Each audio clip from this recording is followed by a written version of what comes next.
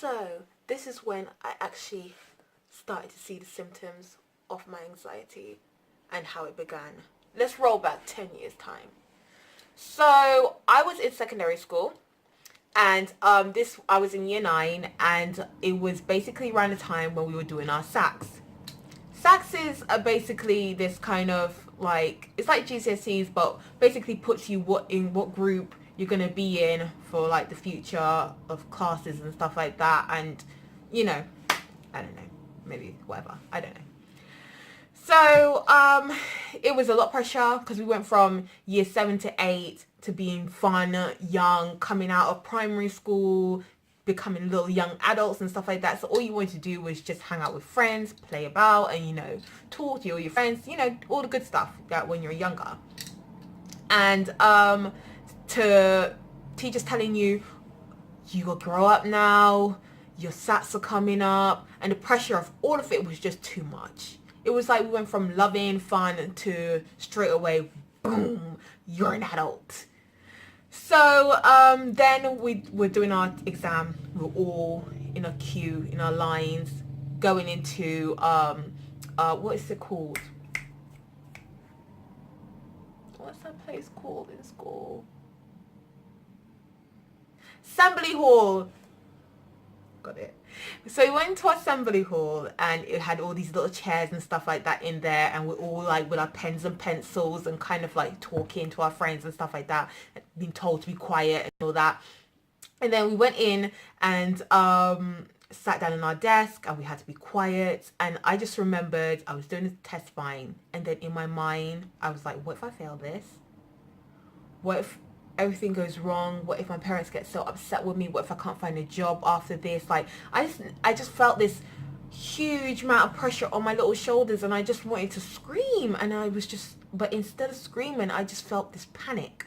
My palms start to sweat, and my hands were just getting all sweaty, and my pencil was kind of like slipping out my hands a little bit because I was sweating so much. I was looking around. Some people were going like that to kind of be like, what are you doing? Are you trying to cheat off me? And I'm like, we're distant from each other, so how can I cheat from you, son? But anyways, so then I basically was like really panicking, and my heart was like beating out of its little chest, and I was just getting like, I need to get out of here. And I was like, oh my god, what if I do something really embarrassing? And I was like, I'm gonna throw up. So the teachers walked down the aisles to see how we're going, how we're doing, whatever, this and that. And then I said, put my hands up, and she was like, yes, Sabrina. And I said, miss, I don't feel too good. And I was like, I need to go to the toilet. So then she went, and then she was like, okay. And she followed me like security, waited outside of the toilets for me. And I thought, ugh. And I looked in the mirror, and I was like, what is going on? And then I went into the toilet, threw up a little bit, and thought, okay, I got it out of my system.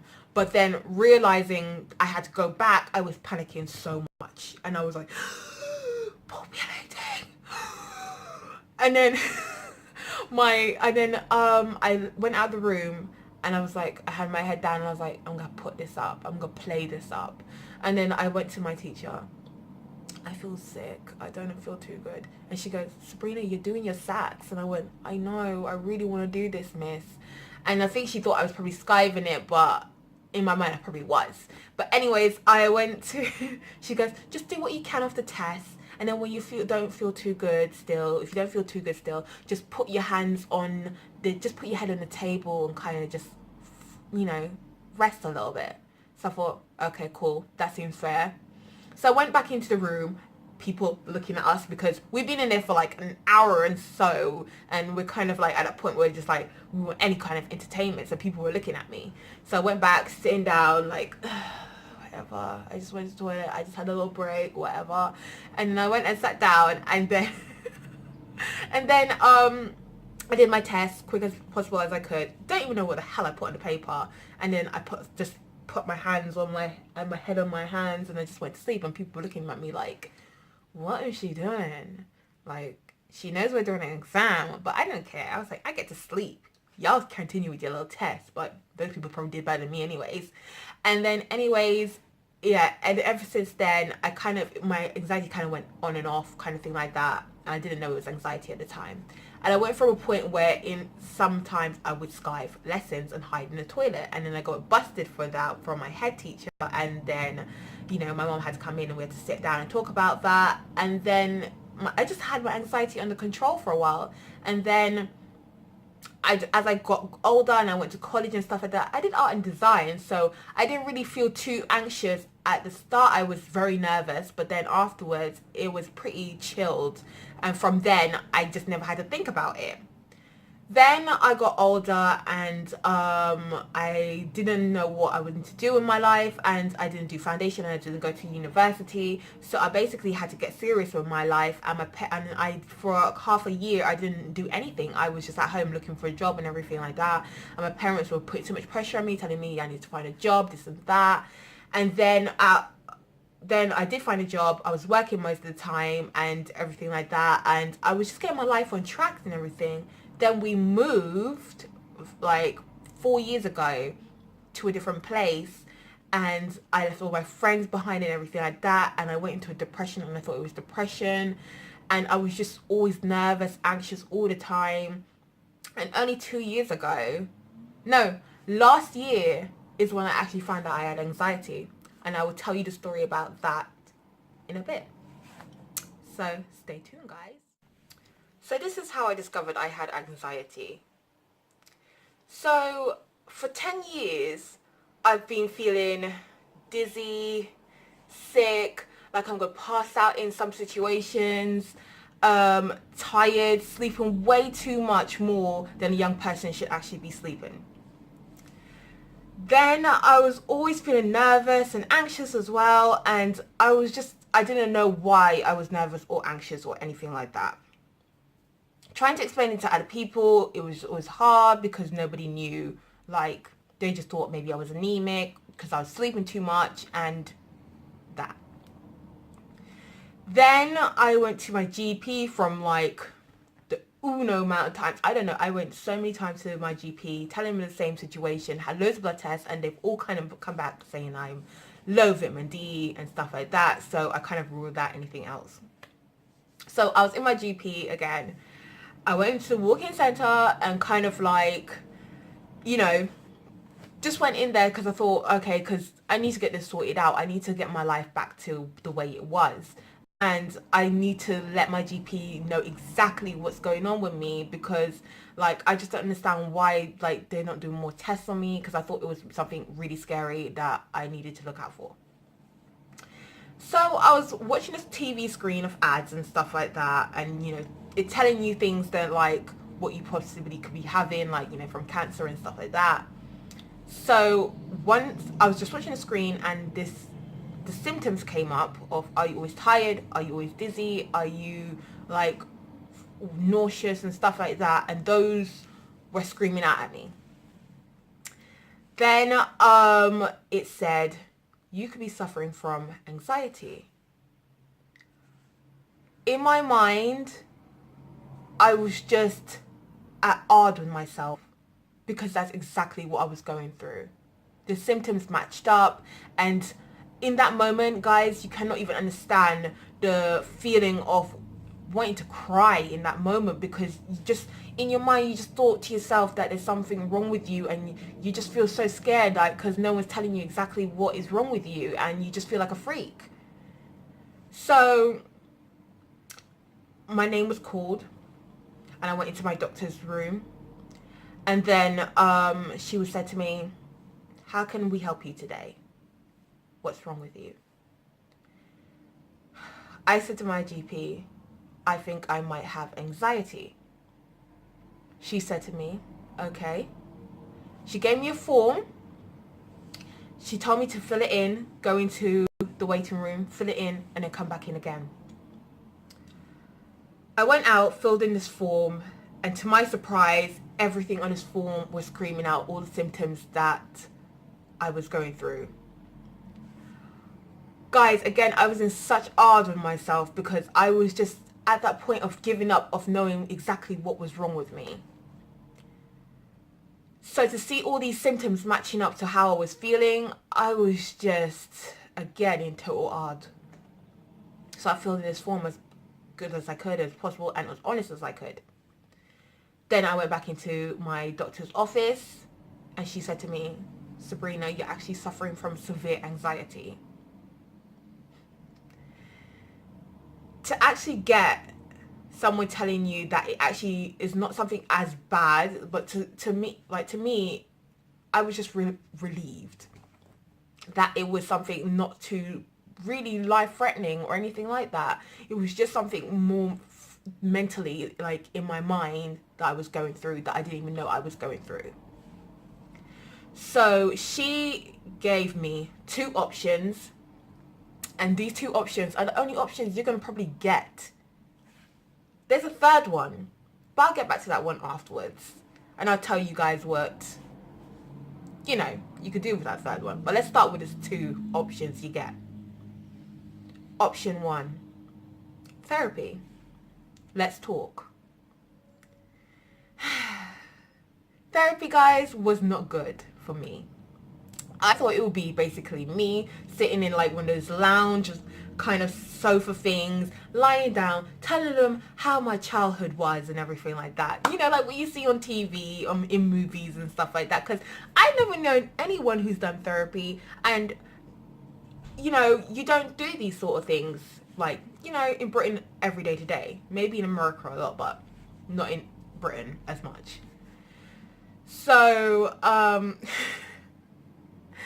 so literally, I got to basically have this number that I called, and then I get introduced to my therapist, which was a man.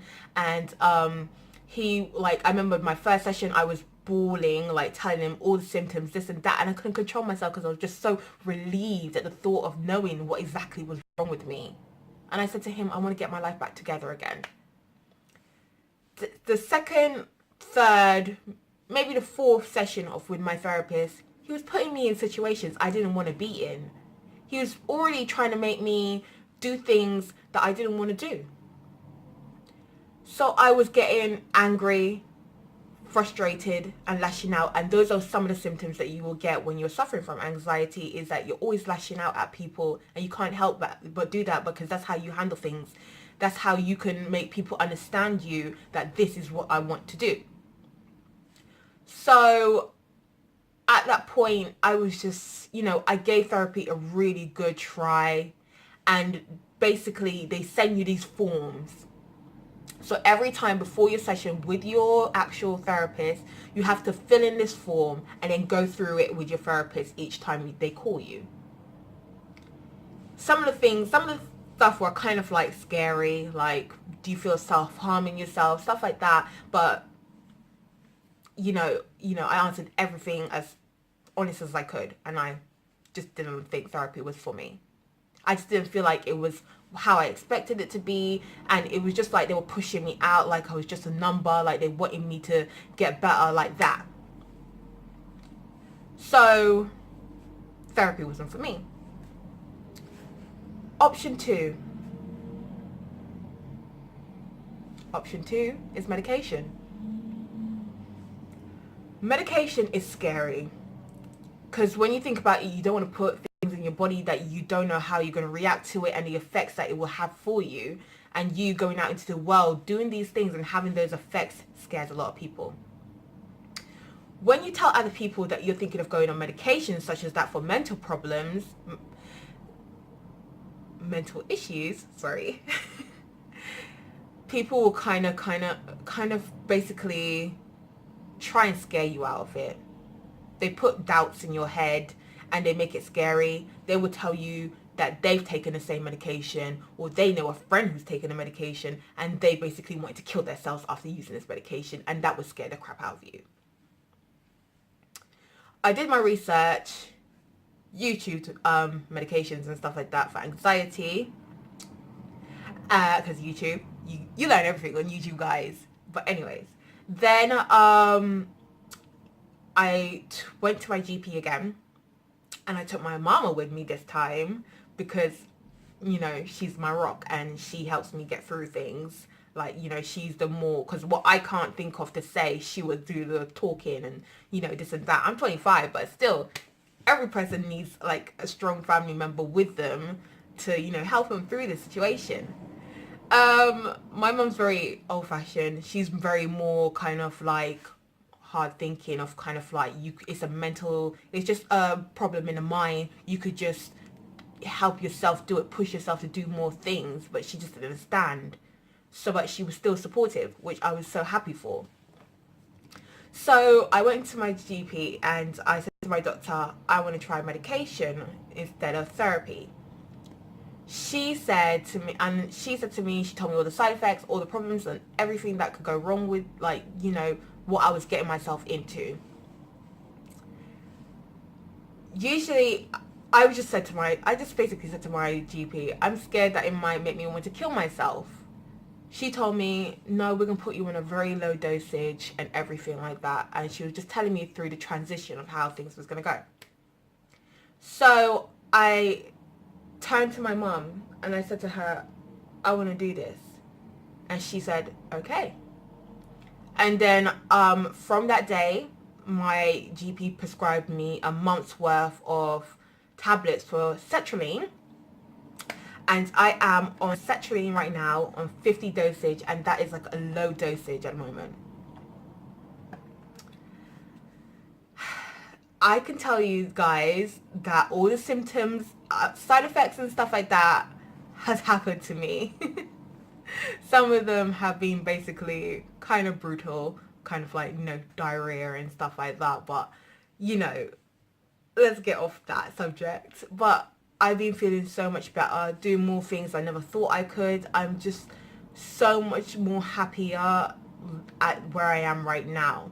I'm not going to be a spokesperson for medications such as sertraline, but I could say that they do offer you therapy as well while you're taking medication. I chose not to do the therapy because I feel like the medication has been working very well for me. You're supposed to take one a day, and I've been just taking life as it goes. It's been so much more easy. I was always nervous, always tired. I have more energy now, and that's like a main factor that I'm so happy about. I'm able to do more things, like little things that I used to be so nervous about, such as like maybe waiting for a bus. I used to get so anxious about that. Waiting for any transport. I could take a train now and go to any location, take a destination trip that I just never thought I could do. I'm just so proud of myself. Each of these little things, these little steps that I try to do are like little achievements in my head.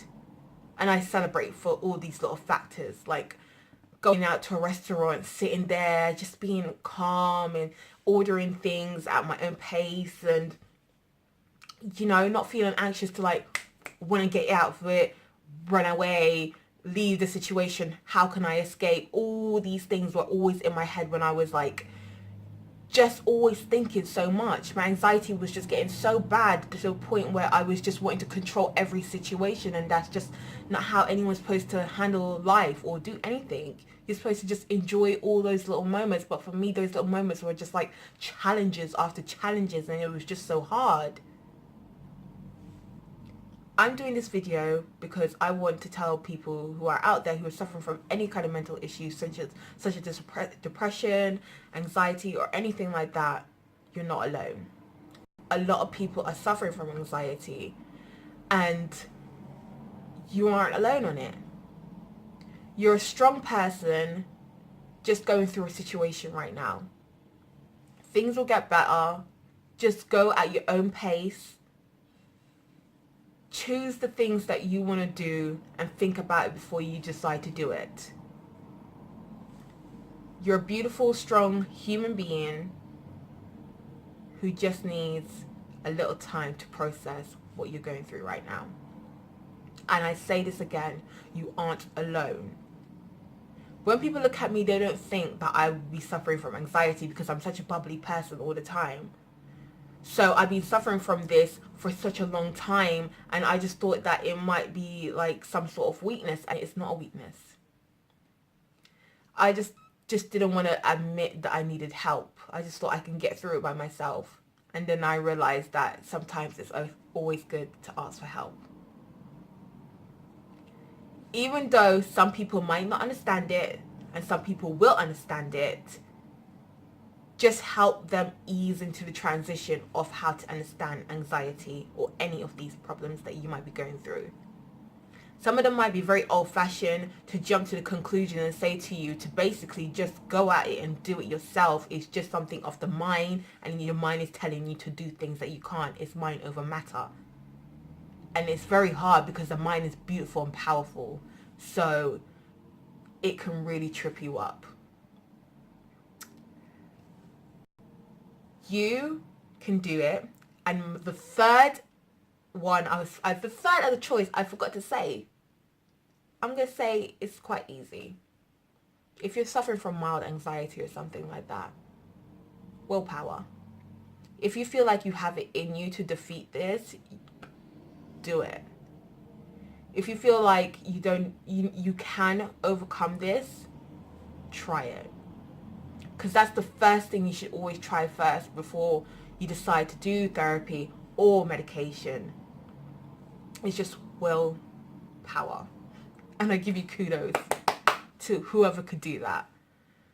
But for some people it's quite hard. So I basically just say to you guys, you're not alone. You could do it. So guys, thank you so much for watching my video. Sorry it was long and me talking a lot. But I just wanted to put that issue out there and kind of just be like, to tell you guys you're just not alone. You're loved by this girl. I'm so cheesy. I need to kick myself. But anyways, thank you guys for watching my video. I hope you subscribe to my channel. I hope I've helped someone out there. Love you guys. Enjoy the rest of your day. And please comment, like, and subscribe, y'all.